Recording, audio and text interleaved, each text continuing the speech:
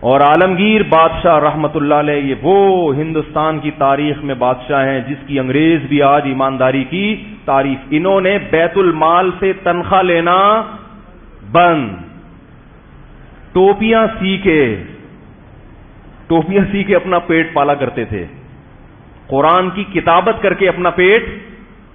ارے اتنا طاقتور بادشاہ جنہوں نے عالمگیر رحمت اللہ علیہ نا وہ گننا شروع کیے خزانے, عاجز آ گئے. اتنا پاورفل بادشاہ, اور گھر کا چولہا کیسے جلتا ہے؟ بولو بھائی, یہ کس کی محنت تھی؟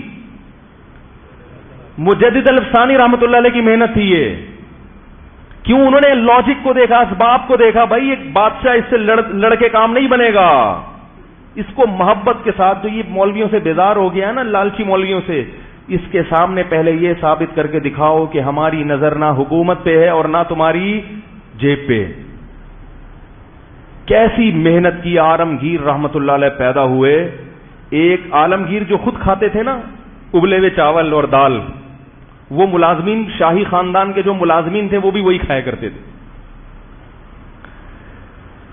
ایک دفعہ ایک شاہی جو محل کا ملازم تھا, اس نے وہ دال اور پتہ نہیں پھیکے سے چاول کھائے نا, تو اس کو غصہ آ گیا کہ میں حکومت کا اتنے بڑے منصب پہ آدمی اور مجھے کھلایا کیا جا رہا ہے. غضبناک ہو گیا اور عالمگیر رحمت اللہ علیہ کے پاس لے کر آیا وہ کھانا, اور احتجاج کیا کہ میں آج کے بعد یہ کھانا, بھائی جو صدر کے ساتھ بیٹھتا ہے اس پہ بھی تو کچھ اثرات آنے چاہیے نا. یہ کھانا تو بادشاہ کے ملازمین کا تھوڑی ہے. بھائی گورنر ہاؤس میں بھی دال چاول ملیں گے, تو وہ گورنر ہاؤس کس بات کا ہو گیا؟ تو وہ ایک ملازم آیا کھانا لے کے کہ یہ کھانا میرے حلق میں نہیں اتر رہا. تو انہوں نے کہا اچھا ایسا کرو, یہ کھانا لے کے ہندوستان کی عوام کے پاس جاؤ, پبلک کے پاس, اور بولو یہ ایک نوالا اس میں سے کھایا اور کہا کہ یہ عالمگیر کا بچا ہوا کھانا ہے, اور پھر اس کی بولی لگاؤ. ٹھیک ہے, یہ وہ کھانا ہے جو عالمگیر کے محل میں کھایا جاتا ہے, اس کی بولی لگاؤ. کروڑوں روپے میں وہ کھانا بکا ہے. اس نے کہا میں یہ سوکھا کھانا کھا کے لوگوں کے دلوں پہ حکومت کر رہا ہوں. اتنی محبت تھی عالمگیر بادشاہ کی لوگوں کے دلوں میں, اتنی محبت. اور عالمگیر بادشاہ نے, عالمگیر رحمت اللہ علیہ نے پھر ہندوستان کے قانون کو دوبارہ سے نئے سرے سے مرتب کیا, اسلامی قانون نافذ کیا. کیسے؟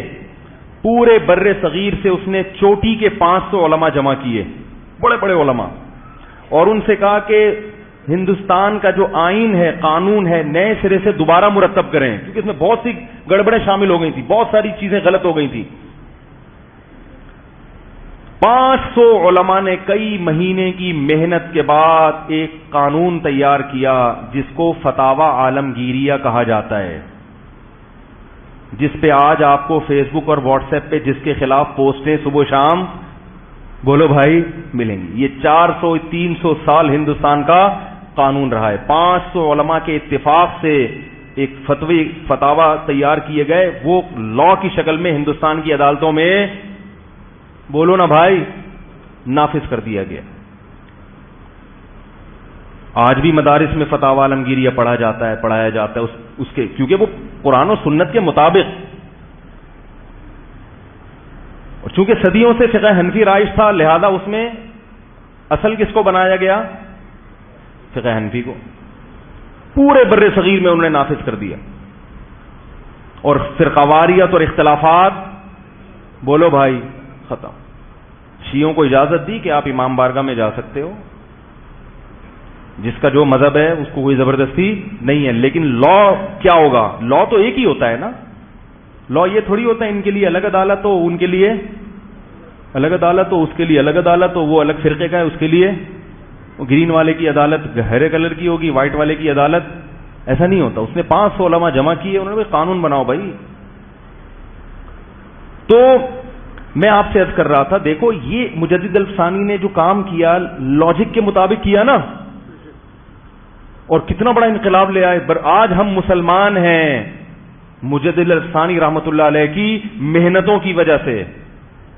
کیونکہ جب حکومت خراب ہوتی ہے اور حکومت ملک کو سیکولر اسٹیٹ بنا دیتی ہے تو 50 یا 100 سال کے بعد اسلام کا نام و نشان ختم ہو جاتا ہے.